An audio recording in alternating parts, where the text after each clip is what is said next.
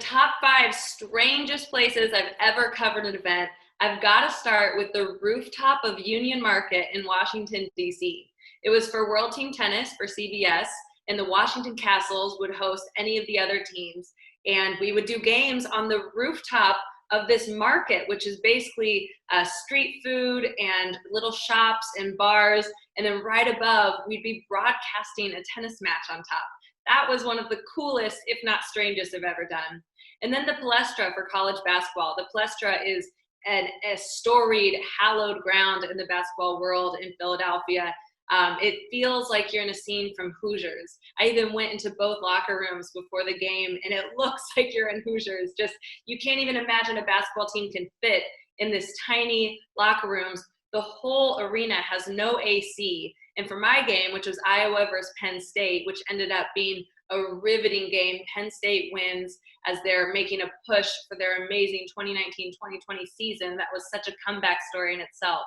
So everything from the temperature, which was 80 degrees and humid on the court, they had to open up doors leading outside. It felt like it was just a sweaty gym practice for AAU. So that was one of the strangest places I'd ever covered such a high profile game.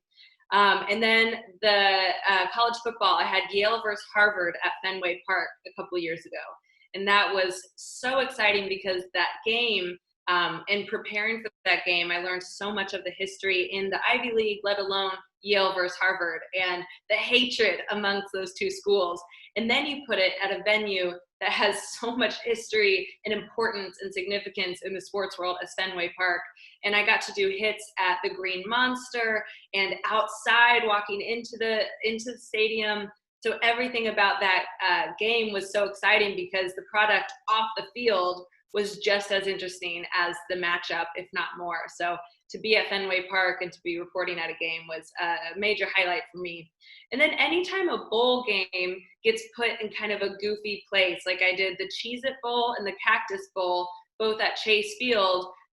So to see it situated on a baseball diamond and to bring in some stadium seating and some bleachers on one side. And it's just so unique to watch the grounds crew work to switch a venue like that. So I'm really glad I've gotten to see that multiple times in general, but also multiple times at Chase Field for some college football bowl games.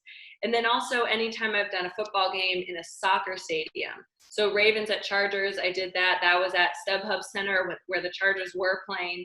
And then the D2 National Championship, I did that at Sporting KC, where Kansas City soccer team plays, their MLS team.